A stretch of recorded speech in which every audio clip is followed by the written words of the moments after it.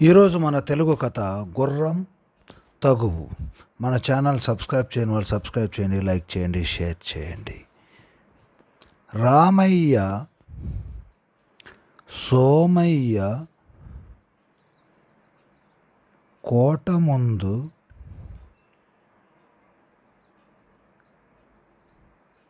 గొడవ పడుతున్నారు.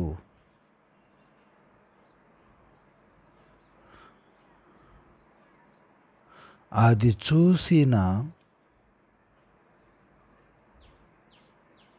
భటులు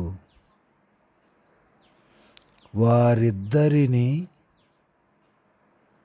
రాజు ముందు ప్రవేశపెట్టారు. అక్కడ కూడా వాళ్ళు పోట్లాడుకుంటూనే ఉన్నారు. రాజుకు కోపం వచ్చి విషయం ఏంటి అని గద్దించాడు. నేను గుర్రం మీద వస్తుంటే ఈ రామయ్య నడుచుకుంటూ వెళుతున్నాడు.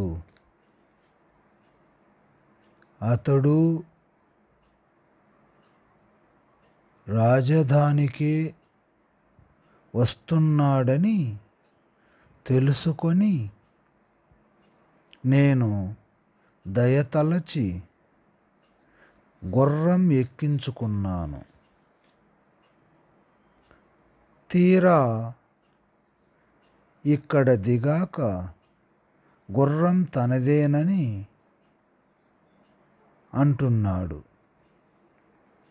అని సోమయ్య వివరించాడు. మహారాజా, ఆ గుర్రం నాది. నేనే సోమయ్యను ఎక్కించుకున్నాను. తీరా ఇప్పుడు గుర్రం తనదంటూ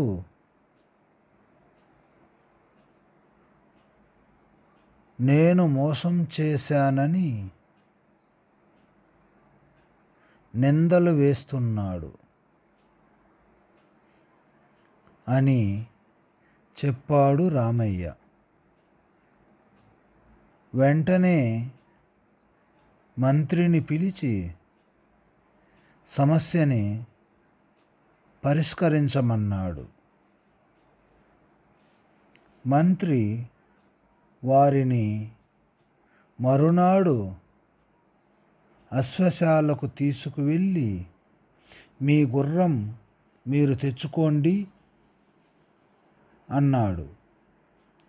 ఇద్దరు భటులు తోడు రాగా మొదట సోమయ్య అశ్వశాలకు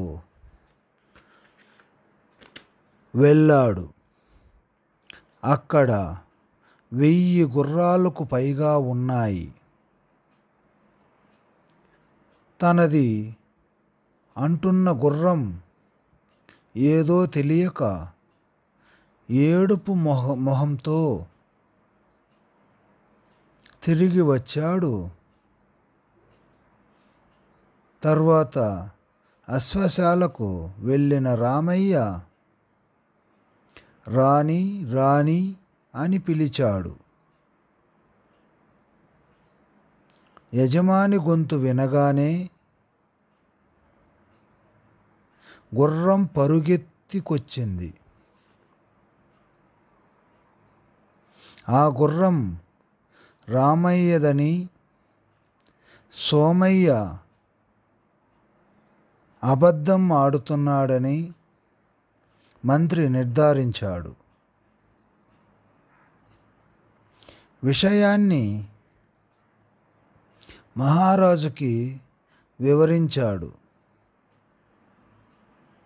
దీంతో రాజు సోమయ్యను చెరసాలలో వేయించి రామయ్యను వదిలేశాడు.